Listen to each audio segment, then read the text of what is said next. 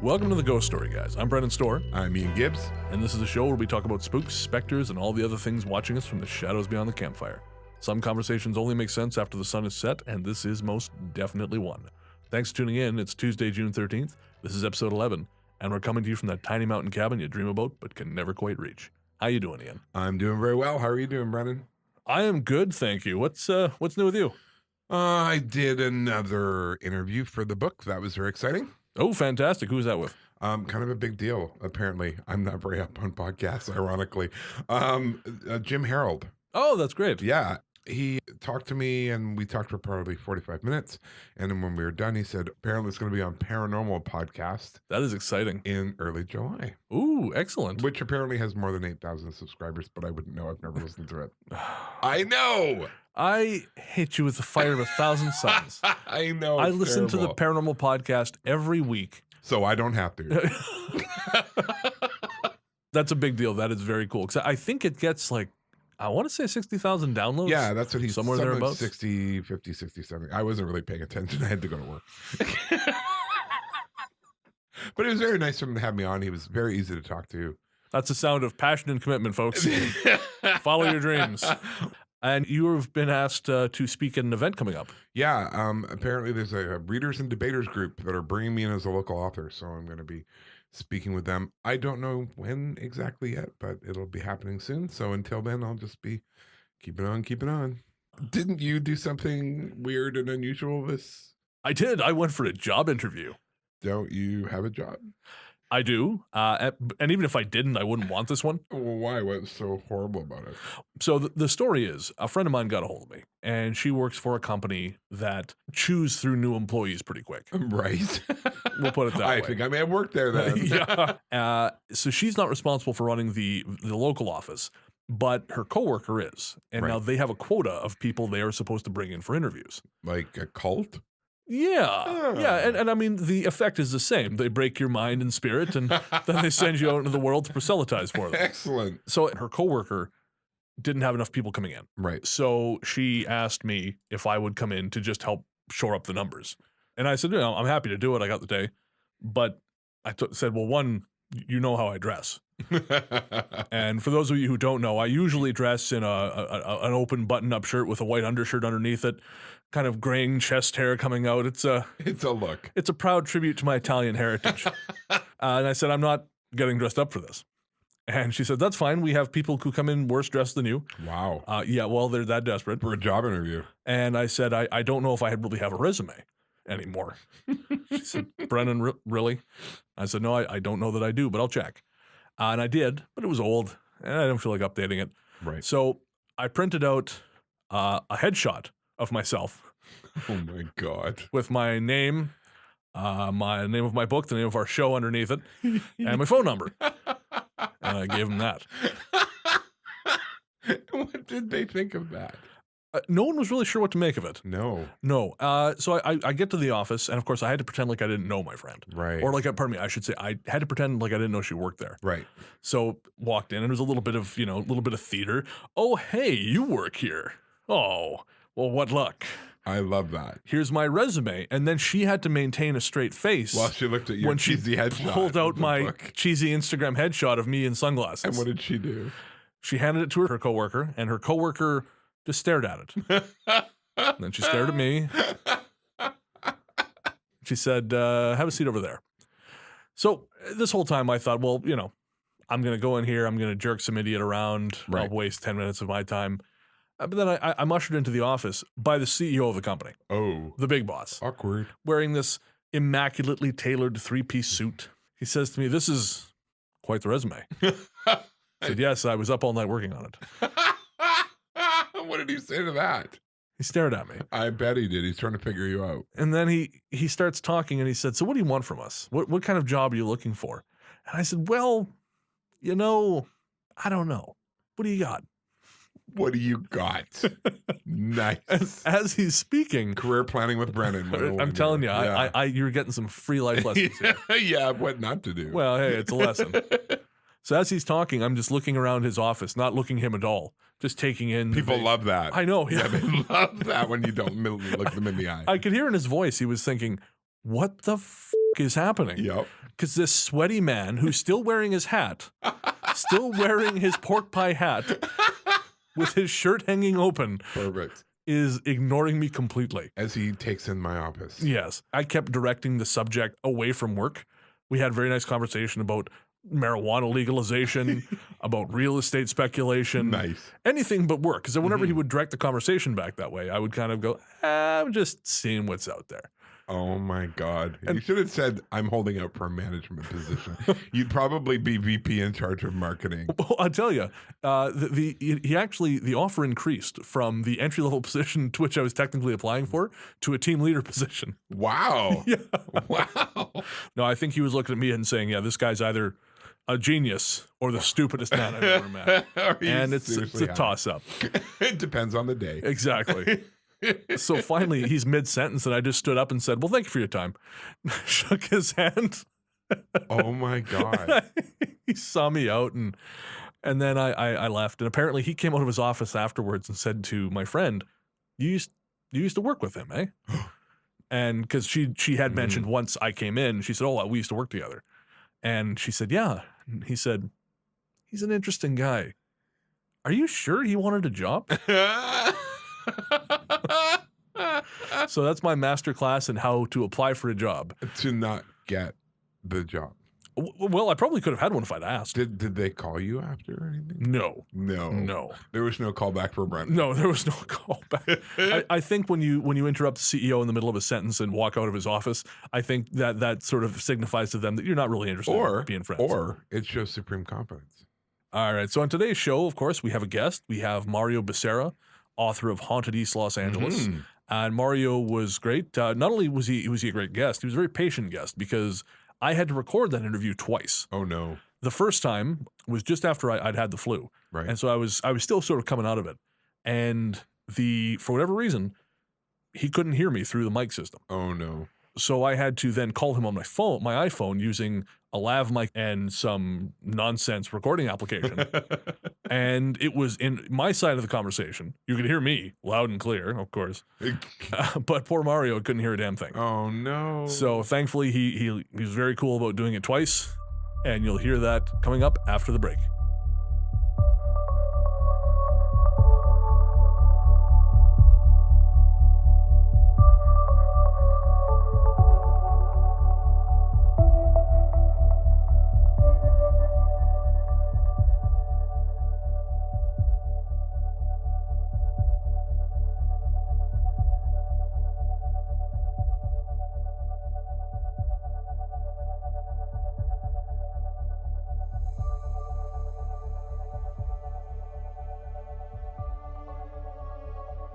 We have another guest with us today. I am very happy to introduce Mario Becerra.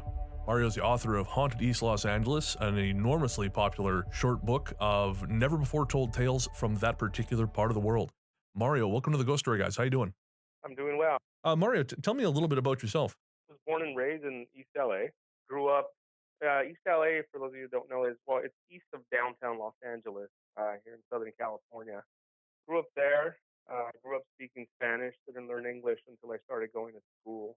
Graduated from Cal State LA, not because I chose that school, but because it was just the closest school. I guess I did choose it. It was the closest school to my house. I fried chicken for many years. I was a box clerk. And that's the guy who bags your groceries as you're leaving the supermarket. I'm sorry, did you say fried chicken? I fried chicken, yeah, for 6 years. Where did you fry chicken? It was a supermarket. It was called Lucky's, and then it turned into Albertsons. Yeah, I worked in the deli in the back, and frying chicken is it's a dirty, greasy job, and I wouldn't wish it on anyone. But you got to pay your bills and you got to pay your dues. No, true enough. And without that, we wouldn't have fried chicken, and that would be a sad world. Absolutely. And I'm not complaining. It was an honest job, good job. But then I graduated from college, started a nonprofit called Cleaner Greener East LA, and what we do there is we plant trees in impoverished communities. And then I also run a vending machine company, and we have vending machines all throughout Southern California. So between those two enterprises, I can pay my bills and raise my family. That's great. I'm starting to understand why it was just a short book. I don't know how you found the time to write it. Tell us a little bit about Haunted East Los Angeles. Haunted East Los Angeles, it is a very short book, and I don't shy away from saying that. And part of the reason is because I really don't have time to really sit and write. So I would write the book as a kind of a stress relief because you're running your business, you get into your mind just starts to go and go and go and trying to fix problems that you can't fix at the moment because you're not out in front of a vending machine or in front of a tree.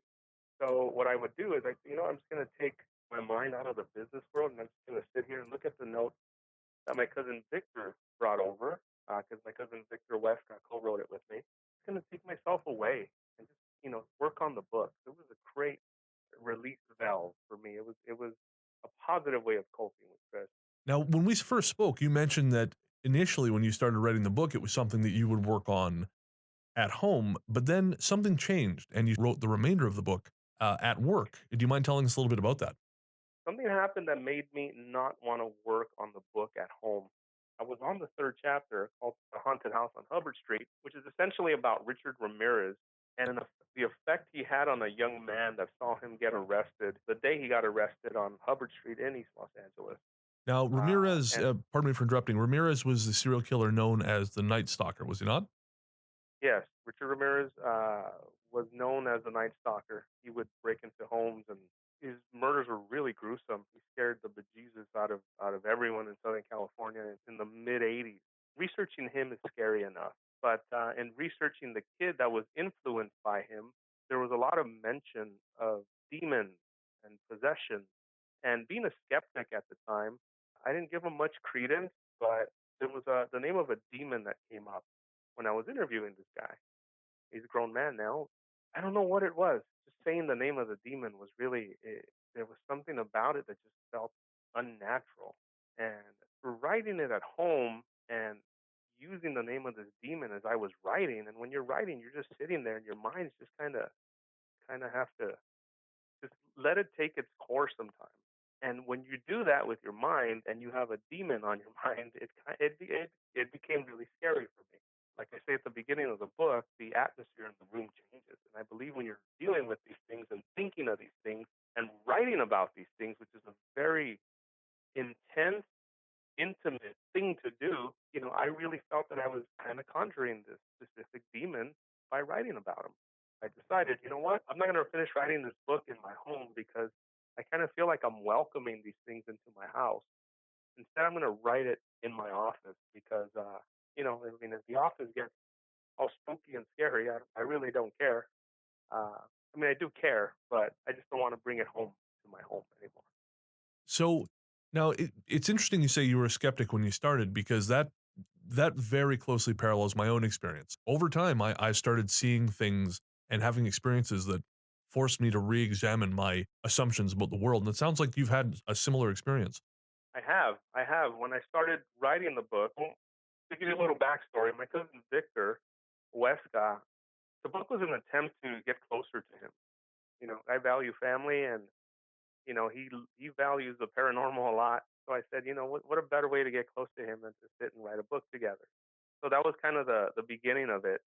I'd hear his stories, and he'd tell me about his ghost hunt. I wouldn't believe in any of it. I mean, I wouldn't believe in it wholeheartedly. Somehow I would try to explain it away, but I would just dismiss it the way most people dismiss it. It wasn't until I really started getting into the meat of the book and really talking to people, I started hearing stories that were corroborated by different sources, independent sources that didn't know each other. And that's when I began to really say to myself, unless there's some mass delusion, maybe there's something to it. And it was actually the ghost lady at Evergreen Cemetery that was the beginning of my, I guess, conversion to believing in these things. I don't know what to call it, but there's as a yet to be unexplained other world that is here with us. And all these people seeing ghosts or hearing voices. Some of them might have psychological problems. Let's be honest, but a lot of these people they're very lucid. They're very healthy in their thoughts and in their minds, and yet they experience these things, and it's experienced throughout the world. Absolutely. Now, I'm curious on the subject of Evergreen Cemetery. You referred to the ghost lady as being part of your process. Can you tell me a little bit about that? This story has been around since I can remember, since I was a little boy. And I knew immediately that's the first story I want to research because I've been wanting to write about it. And for me to be the guy that actually puts it into a book was a real honor for me. And it was a story of a lady who would walk through the cemetery really slow and she'd float, and then sometimes you'd hear her scream, and there's all these theories as to who she is, but we heard from different people, and again, independent sources, all from the community who had claimed to see her. And I went and I spoke to a few of these people myself. But when it really hit home is when I put it online, and this lady responded who had lived near Evergreen Cemetery, I believe in the 1960s or 50s, a very older lady, and she messaged me on Facebook saying, "Hey, I want to talk to you about this ghost lady that you write about." And I called her and we talked at length about it. And this is East LA is predominantly Mexican American. And prior to that, it was, there were a lot of ethnicities there, including a lot of Jewish people. This lady's a Jewish lady, I believe in her 80s, and she claims that when she was a young lady, she saw the woman in the cemetery floating across. And her account was very similar to what other people had said. So that's when I said to myself, no, this is not some delusional thing that people, there's something there. Fascinating. So now, while we're on the subject of Evergreen, you had another experience validated after the book was completed, correct? Yes. We interviewed these three guys. Well, they were older already, but at the time, they had decided they were gonna get drunk, and they needed a place to get drunk. So what better place than the cemetery at night? So they stole a bottle of vodka from one of their parents' liquor cabinets, and it was a plastic bottle of vodka because the vodka was so cheap, but it would do the job. So they jump over the fence and they start to drink, get pretty drunk, and they start doing these very disrespectful things to the tombstone, especially to the female tombstone. They start gyrating on them, doing all these sexual moves and using all this foul language. As they were doing all this, they see this, I guess, this little man, as they describe themselves as a midget, going from tree to tree, coming closer and closer to them. And they stop dead in their tracks. Pun intended. I know we're in a cemetery, but they stop in their tracks. He just went to the closest tree to them, and they're waiting for him to walk up to them. He doesn't come out. What they hear behind them is what they describe as carnival music. They turn around to look, and it's a goat-headed midget. They run right for the fence, jump over the fence.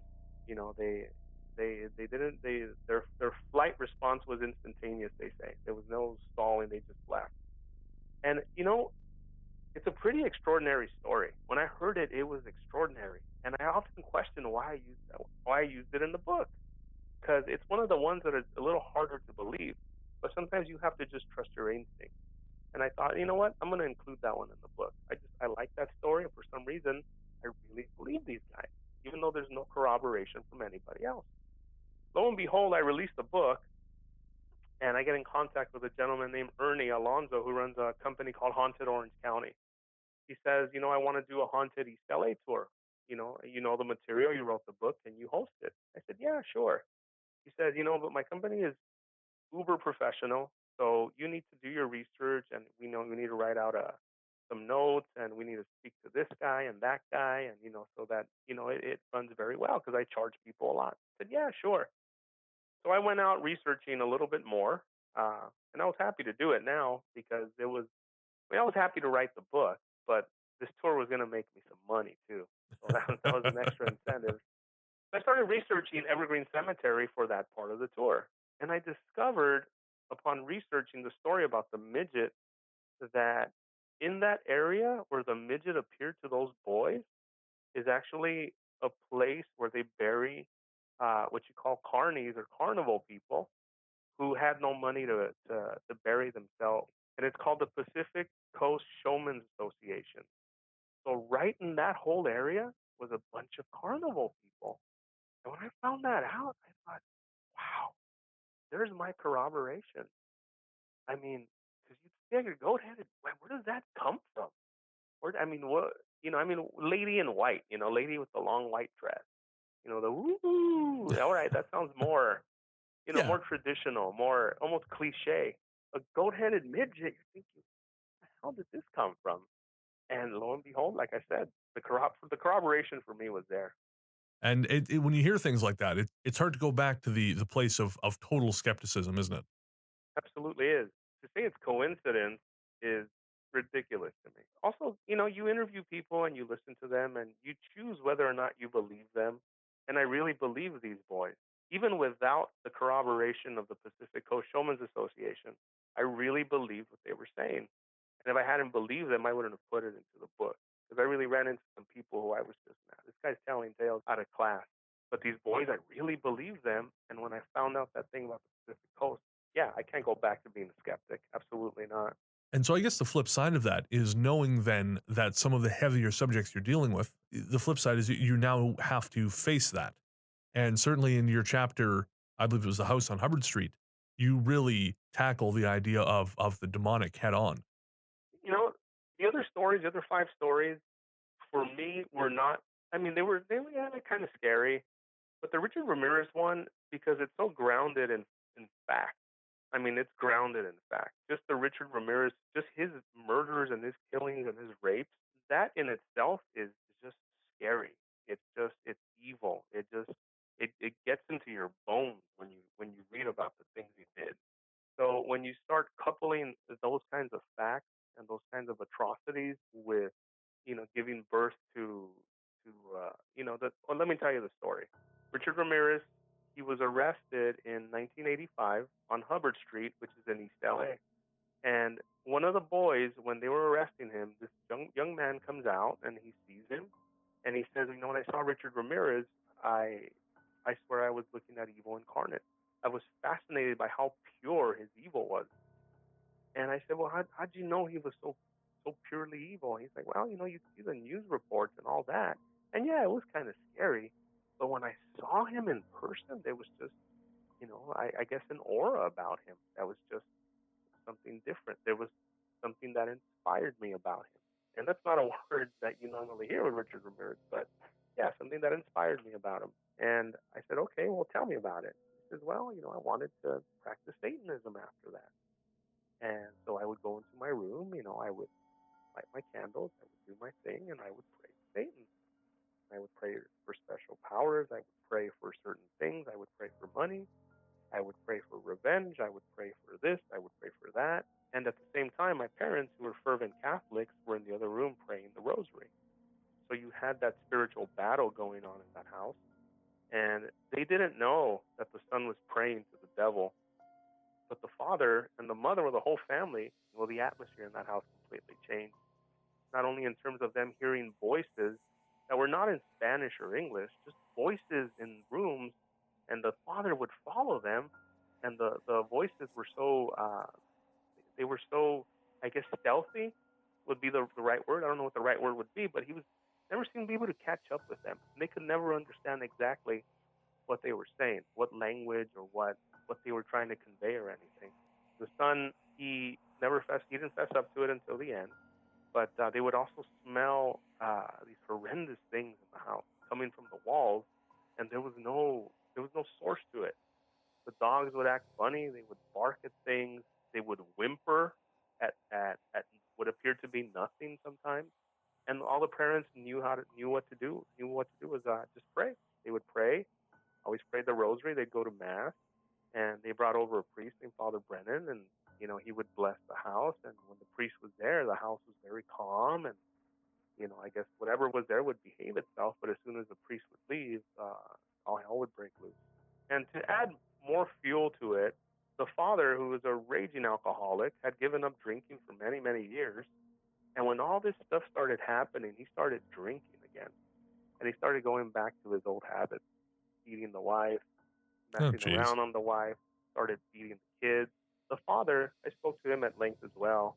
He says, when I started drinking again, all the smells, all the voices, all the horrible stuff that was going on in my house, it just calmed down.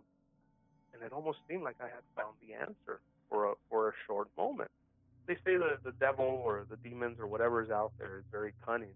And for me, immediately I thought, man, what a cunning way to get this man to really start drinking again. So to me, that was the alcoholism, the Richard Ramirez, praying to directly to demons. I mean, that story just went beyond just a simple ghost story that you want to talk about, or oh, I saw that, I was standing in the kitchen and then from the corner of my eye I saw a shadow moving. Those are the more standard ones you hear. But this whole story for me was, I mean, it wasn't just ghosts it wasn't just demons and voices. It was just people who were directly praying for it. And then this guy Richard Ramirez, who I think directly influenced all of that. I think he had that kind of power. And of course, it makes you wonder as to whether or not it was Ramirez himself or whether something had latched onto him, and whatever it was in him saw these people and their vulnerabilities and either stayed with them instead of continuing on with Ramirez, or brought something else into the home that was attracted to those weaknesses. That's a good point. I never thought of that. But yeah. I mean, that's a strong possibility. Like I said, I finished writing the book in my office, but even to this day, I'm very guard. I guard very well with regard to also what I let into my home spiritually. When I come home, if I'm in a bad mood or whatever, I try to compose myself and then I walk in through my door. It's really helped me in that way. I mean, it's given me some wisdom in that respect. And I think that's a great thing to take from it, because there's so much fear culture based around stories like the one you just told. And I think it's great to be able to take that negative moment and bring something positive back from it. Yeah, and ultimately, I strongly believe that you are in control of it, and that you have the power to just say no.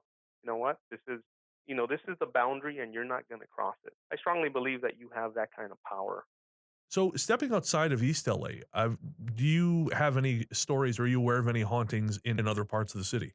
Yeah. The one that I really enjoyed reading about was stories about the Biltmore Hotel in downtown Los Angeles.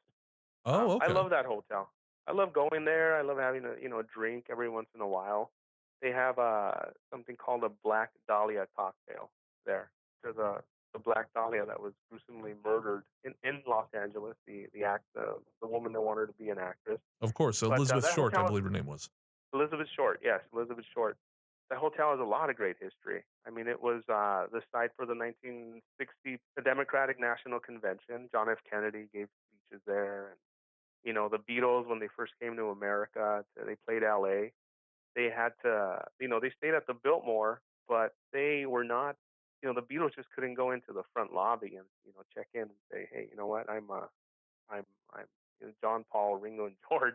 The hotel was surrounded by so many screaming fans that the Beatles had to be choppered into the Biltmore Hotel. Oh, no kidding. Yeah, and I always love those kinds of stories. So going there and then hearing about the haunted stories, because it was also host for a couple of the Academy Award ceremonies. So, it's got a lot of great history, and it's got a lot of great ambiance there.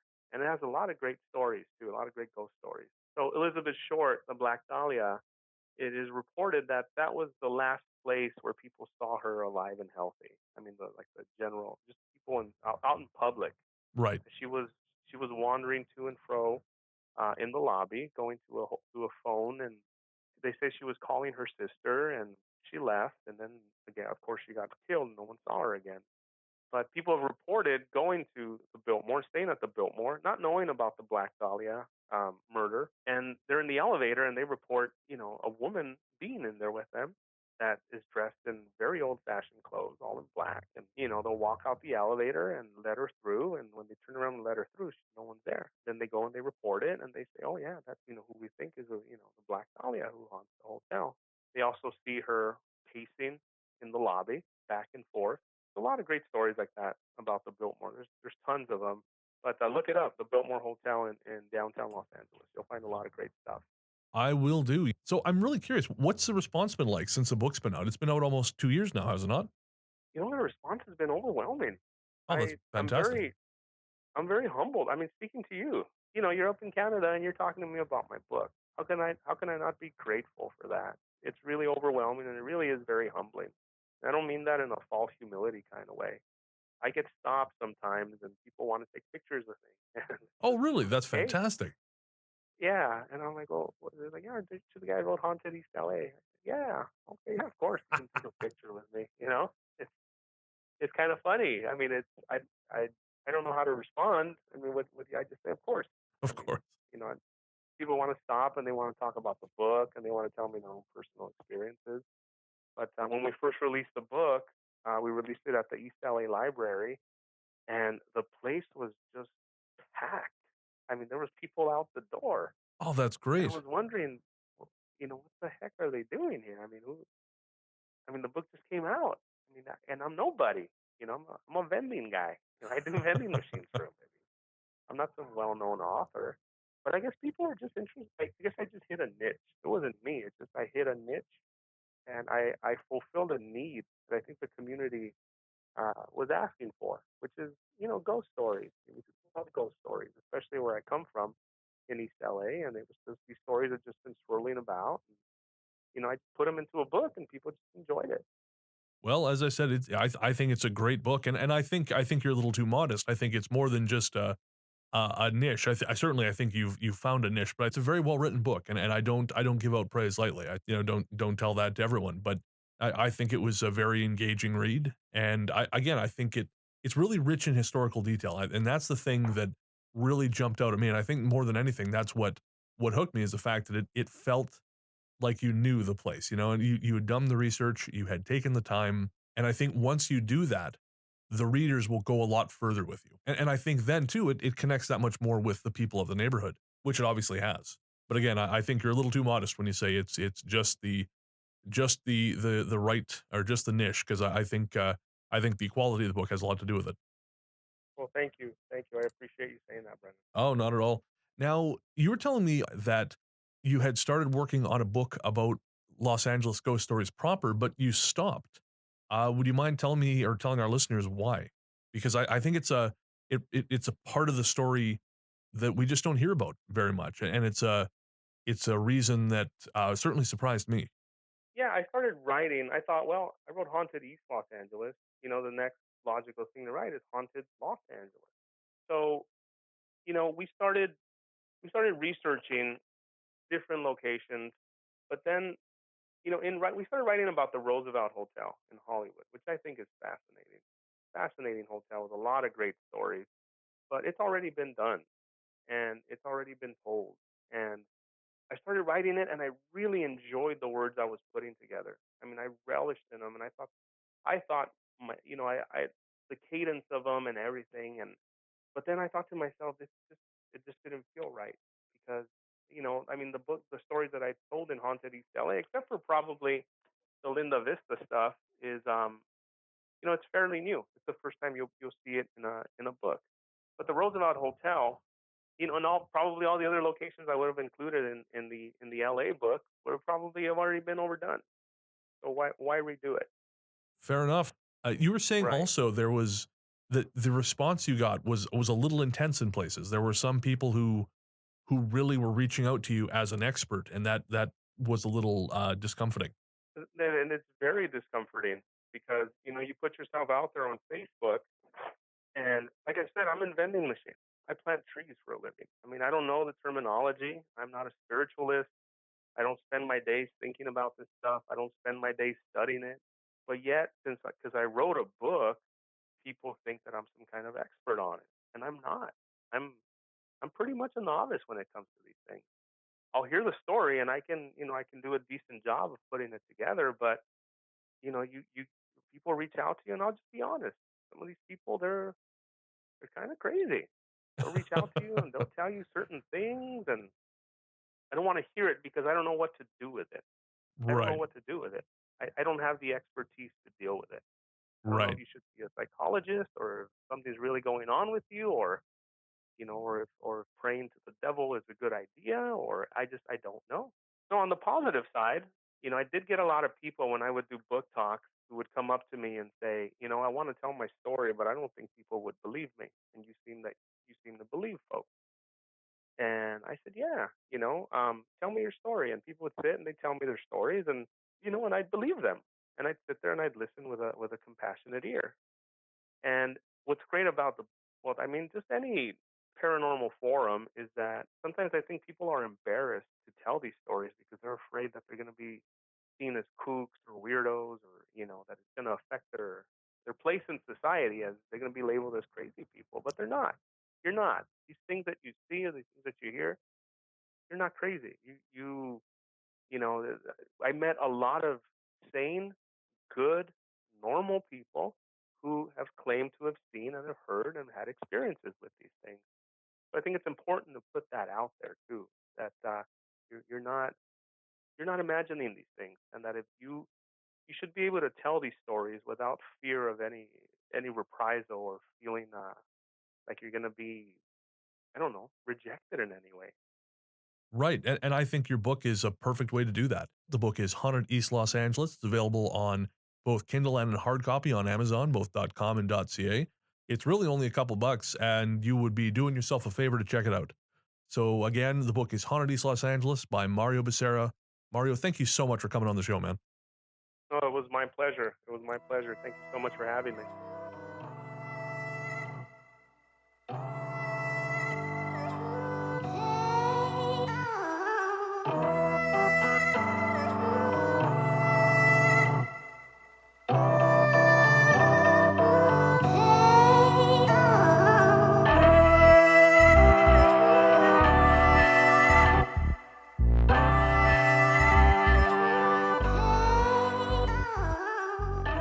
Welcome back. Thanks again to Mario for a great interview, and really a great book. I enjoyed the hell out of that book. I liked it too. I mean, it's short. I mean, he said that, and he's not kidding. It's like 5 stories or 5 chapters, but he's really got a lot of Small stuff. but fierce. He's got a lot of stuff for each chapter. Yep. And I learned something new from his book. Oh, really? What's that? Well, he talks in one story at the end. I think it's the Linda Vista Hospital. He talks about how 2 separate people had experienced walking to a room that was severely haunted, and they felt like spider webs on their face. And he explains that by saying it's the electrical energy that the spirits are producing that we feel as sort of webs or whatever on our faces. So I did not know that. I had not heard that before. I can't believe I missed that. Well, it said twice, so. Oh, thanks for hammering that home. Did I read it? I should hit you with that book. That's an interesting idea, though, because I mean, I've always wondered when you feel a spider web feeling in a place, and there's no obvious spider webs, especially when you're somewhere like out in a field where, exactly, unless there's some kind of aerial spider army, which could happen. Don't do that to me. Dropping webs on you in a field, it makes sense that there's some other kind of energy at work. So now you know. Now I know. One of my favorite stories was at, and I know I'm going to pronounce this wrong, but Casa del Mexicano, right, where the person who was performing in a play saw a man in black, taunting her from the crowd, and then he just backed and disappeared into one of the many paintings they have there. That is creepy. Oh, it's absolutely terrifying. Well, and it was a religious play too. It was like a nativity play. I believe it was. Yeah. There's a lot, and that's what I liked about this book was 5 places or 5 locations, lots of stories, lots of different corroboration, which was really cool. Yeah, and lots of historical detail, which I felt really gave it great texture. Yeah. Kind of tied it very much to the place, which I think explains its popularity. Yeah, because I'm sure there aren't a ton of ghost books about East LA. That's the only one. Really? Yeah, and that's why usually we do a show. When we do a show, we'll talk about the book, and then we'll talk about a few other stories from those places. Right. But because that is literally the only volume of East LA ghost stories, there just aren't any. Wow. Yeah. All right, that's going to do it for us tonight. Thanks for listening, folks. Don't forget to rate and review us on iTunes. And remember to share with your friends if you think we're even slightly amusing. And shout out to Melanie, who shared some really fascinating dream stuff with us. And it's actually got us thinking that we might do a dream-centric episode in the coming months. Definitely. Those are always good. Yeah. So if anyone else out there has some really fascinating lucid dream experiences or precognitive dream experiences, shoot us an email at ghoststoryguys@gmail.com. We'd love to hear from you. Yeah. Or on Facebook, Ghost Story Guys, the page, and we can get messages there as well. That too. And all this time I realized I have been forgetting to plug our Threadless store. Right. We have a Threadless store. That's right. You can log on to ghoststoryguys.threadless.com and buy shirts, mugs, shower curtains if for some weird-ass reason you wanted to think of us while you're in the shower. I want a Ghost Story Guys shower curtain. That'd be cool. It's just such a great logo. But check us out. You can also find a link on our Facebook page. And if you do happen to purchase something from there, take a picture of it. post it to us? Like, just Oh, yeah. that would be so cool. Yeah, we'll put it on our Facebook page, put it on the Instagram. Definitely. Absolutely. That'd be awesome. And of course, don't forget to check out Ian's book, Victoria's Most Haunted. You can find it on Amazon and Barnes & Noble. For those of our listeners in the U.S., today's a big day. Ian's book, Victoria's Most Haunted, launches officially in the USA today. Yeah, Amazon.com and all those good places are going to have it available for purchase now. So order several copies for you, your friends, and your pets because it's a great book. There you go. And it'll stop him from bitching that the book isn't selling. Oh, Then only I'll be bitching about my book not selling. there you go. Speaking of which, you should check out my book, A Strange Little Place, The Hauntings and Unexplained Events of One Small Town. Available on Amazon.com.ca, Barnes & Noble, all those great places. Mm-hmm. Buy the digital copy. I make more money from it. Yeah, I know. E-reader, who knew? Telling you. Ooh. Although, of course, this happens just as the market is moving away from e-readers. Is it really? Apparently, yeah. I've read that younger generations are moving away from they like the tactile sensation of a the real actual book. book. Yeah. I get that, but to be honest with you, when you go on a trip, an e-reader, so much more easy than taking 13 books with you. Oh, absolutely. I mean, I've got the Kindle app on my phone, and I just use that. Yeah, absolutely. I love my e-reader. So that's going to do it for us. We'll be back to you in 2 weeks with more stories. Until then, take care and be good to one another. Take care.